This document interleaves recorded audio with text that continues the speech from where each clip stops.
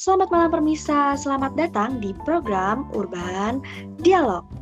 Nah, pada kesempatan kali ini, saya Sini Dwi Cahyani sebagai moderator pada podcast malam ini akan membahas tema-tema yang sangat menarik dan tentunya sangat berbobot ya teman-teman. Nah, malam ini kita akan kedatangan tamu spesial nih. Langsung aja ya kita sambut. Halo kakak-kakak. Halo. Nah, malam ini kita akan bahas bagaimana urbanisasi dapat mempengaruhi kondisi sosial dan ekonomi masyarakat Kota Bandung. Baik, selamat malam semuanya. Apa kabar semua? Semoga baik-baik saja. Perkenalkan, nama saya Safar Putra Setianto. Dan untuk kesibukan saya saat ini adalah sedang memegang proyek dari pemerintah. Terima kasih. Nah, malam ini kita bakal bahas apa sih, Kak? Lanjut, Kak Alfia. Halo teman-teman semua, perkenalkan nama saya Alfia Rizkia Satriati, bisa dipanggil Via. Ya, kesibukannya akhir-akhir ini lagi mencari kesibukan ya. Halo semuanya, perkenalkan saya Cindy.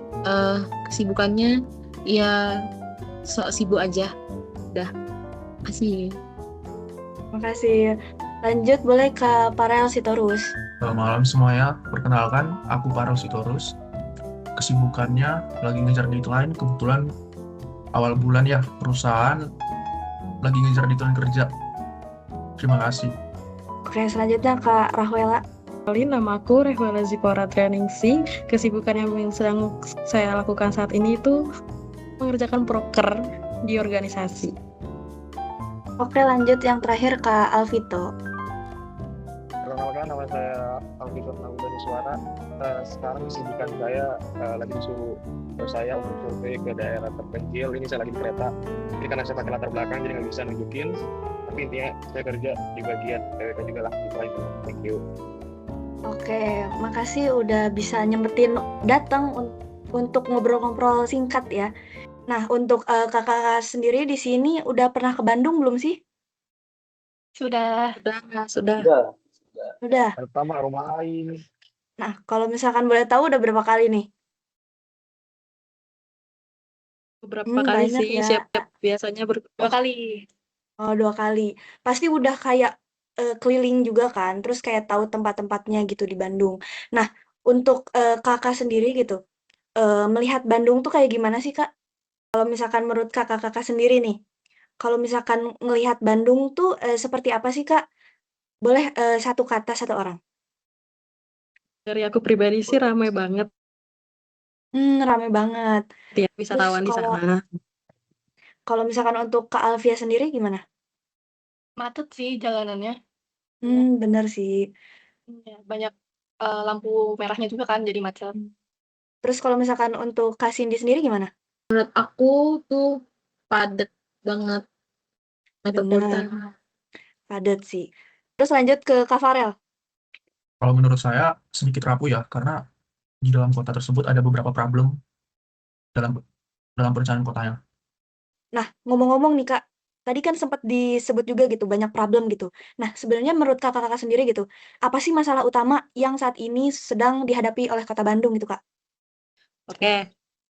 Kalau dilihat secara umum ya, masalah utamanya itu ada di urbanisasi yang tumbuh lebih cepat dibandingkan kesiapan kota untuk menampung penduduk baru. Banyak orang datang ke Bandung karena berharap mendapatkan pekerjaan dan kehidupan yang lebih. Tapi kenyataannya tuh tidak semua pendatang berhasil memperoleh pekerjaan yang layak. Akibatnya muncul berbagai persoalan seperti permukiman padat, meningkatkan biaya hidup, serta bertambahnya jumlah masyarakat berpenghasilan rendah.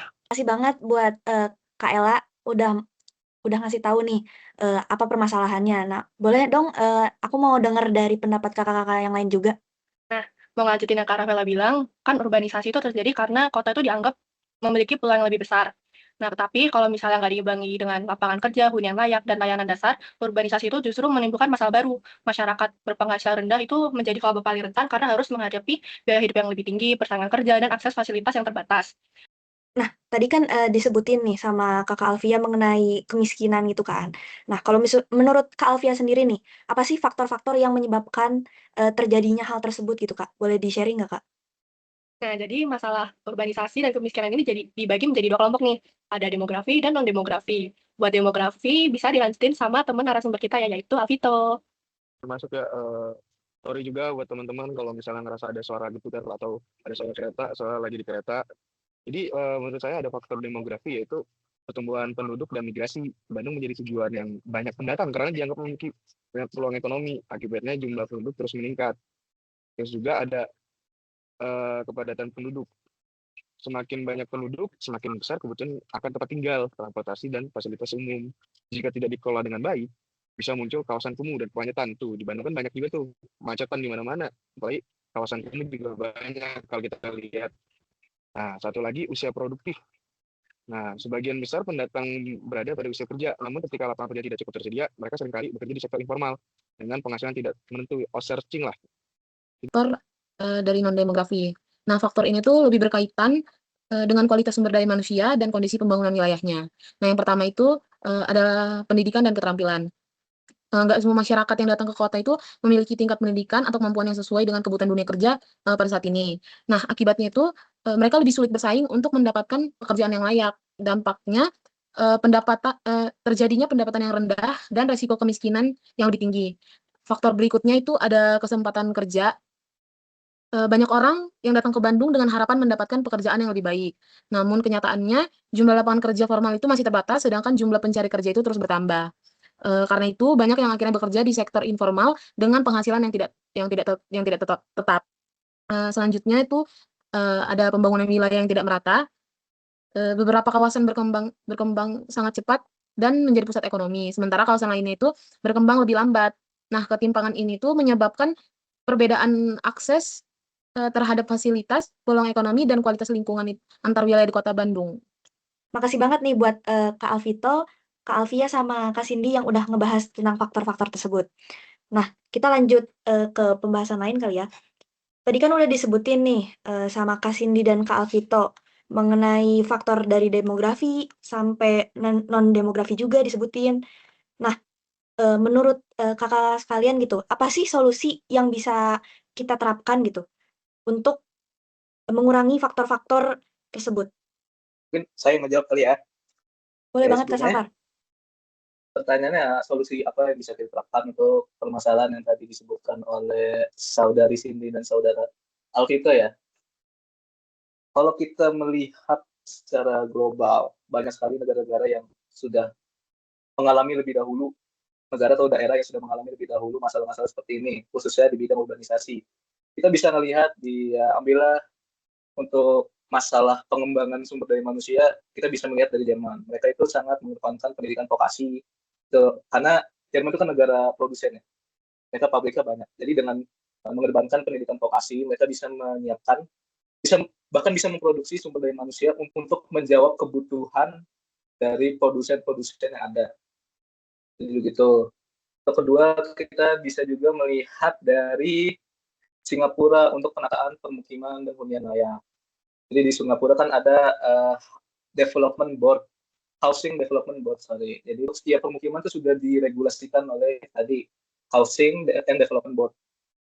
Jadi kalau kita melihat di negara Singapura sekarang nih ya, itu wilayah yang dibilang kumuh itu sudah sangat minim. Karena apa? Karena pemerintah berperan langsung dalam menanggulangi masalah ini. Jadi untuk masyarakat dari luar Singapura atau dari keliling Singapura yang ingin bekerja di pusatnya Singapura, itu bisa ditampung tempat tinggalnya. Walaupun di tengah-tengah gonjang-ganjingnya tempat tinggal yang harganya tinggi ini. Lalu selanjutnya bisa dilihat juga dari transportasi dan urbanisasi keberlanjutan. Kita bisa ngambil contoh dari Jepang maupun dari Korea Selatan. Di sana kan mereka transportasi umumnya sangat terintegrasi. Nggak usah kita pikirkan transportasi umum, kita juga bisa melihat dari konektivitas jalan raya mereka, konektivitas jalan tol mereka. Itu dari ujung utara sampai ujung selatan, ujung barat, ujung timur itu saling terkonektif.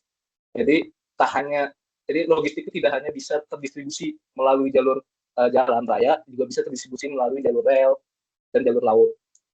Nah, solusi inovatif yang keempat itu, kalau dari saya itu, ya digitalisasi data kemiskinan dan smart city. Nah, sebenarnya, faktanya itu, kalau di sekitar kita itu, kebijakan penanganan kemiskinan itu seringkali tidak tepat sasaran. Kenapa? Karena data masyarakat kemiskinan itu nggak update, atau tidak selalu akurat dan terbarui. Nah, digitalisasi data kemiskinan dan smart city ini terinspirasi dari kota Surabaya dan negara Estonia. di mana Kota Surabaya berhasil mengembangkan pelayanan publik berbasis digital dan pengelolaan data sosial masyarakat secara lebih terintegrasi. Di balik itu juga ada negara Estonia, yang di mana negara Estonia ini merupakan negara dengan sistem pemerintahan digital yang efisien melalui integrasi data kependudukan dan pelayanan publik. Nah, dengan terinspirasinya dari Kota Surabaya dan negara Estonia, ini mungkin akan menjadikan Bandung itu sistem datanya itu spasial, sistem memperkuat sistem data spasial kemiskinan, serta pemetaan kawasan rentan, digitalisasi bantuan sosial, dan integrasi data hingga tingkat kelurahan, tingkat terendah. Solusi inovatif yang terakhir yaitu penguatan ekonomi lokal dan UMKM, di mana solusi ini terinspirasi dari negara Thailand. Negara Thailand berhasil memperkuat ekonomi lokal melalui program One Tambon One Product atau OTOP, yang mendukung produk unggulan masyarakat lokal itu mampu bersaing di pasar nasional maupun internasional. Dan Bandung sendiri sebenarnya udah memiliki potensi besar dalam ini, dari aspek industri kreatif, kuliner, fashion, hingga ekonomi digital. Namun, ada perlu relevansi untuk pemerintah Kota Bandung, di mana pemerintah Kota Bandung harus memperluas akses pemodalan UMKM, pemerintah juga harus meningkatkan pemasaran digital, pemerintah juga harus menyediakan ruang usaha legal bagi sektor informal. Nah, itulah 5 yang menjadikan solusi inovatif bagi Kota Bandung dari aku dan Safar. Oke, makasih banget buat Kak Safar dan Kak Farel, sangat sangat membuat kita berpikir ke depan gitu mengenai Kota Bandung. Wah, sudah tidak terasa kita udah berada di ujung acara nih, kakak-kakak sekalian. Nah, sebagai penutup nih, terakhir, untuk kakak-kakak sekalian ini, saya boleh minta nggak harapan yang kakak inginkan gitu untuk Kota Bandung di masa yang akan datang gitu? Saya berharap meleknya masyarakat terhadap wilayah yang sedang mereka tempati, baik dari segi lingkungan, pendidikan, maupun pembangunan yang sedang mereka tempati. Kalau dari saya berharap Kota Bandung itu bisa menjadi kota yang berkelanjutan, yang aman, nyaman bagi masyarakat yang tinggal di sana. Mungkin saya ya habis ini ya.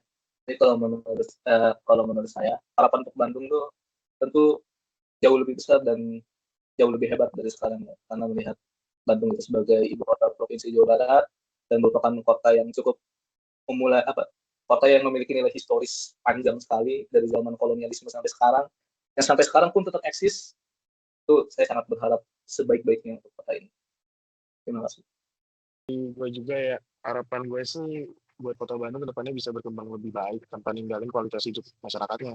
Karena menurut gue Bandung punya potensi besar dari sumber daya manusia juga banyak kan ya, maupun perkembangan ekonominya. Jadi semoga pembangunan kota jadi merata lah, lebih merata dari lapangan pekerjaan semakin banyak dan fasilitas umum juga semakin memadai lah. Bisa kayak contoh kayak Jepang, kalau nggak Korea lah, seperti yang diomongin dari teman gue tadi. Jadi menurut gue itu aja sih. Kalau dari aku, harapannya Bandung itu nggak hanya stuck di tengah arus urbanisasi, tapi mampu keluar dari masalah urbanisasi dan kemiskinan ini, sehingga Kota Bandung itu menjadi sejahtera. Saya harapannya itu Bandung itu dapat menciptakan kota yang maju, tetapi tetap memberikan ruang dan peluang bagi seluruh masyarakatnya. Jadi tantangan ke depannya itu bukan untuk menghentikan urbanisasi, tapi gimana sih Kota Bandung itu ngelola agar pertumbuhan kota itu bisa berjalan seiring dengan kesejahteraan masyarakatnya. Baik, terima kasih atas penjelasannya kakak-kakak sekalian. Semoga diskusi malam ini dapat menambah wawasan kita semua mengenai tantangan dan solusi pembangunan perkotaan. Sampai jumpa di Urban Dialog berikutnya. Selamat malam. Dadah.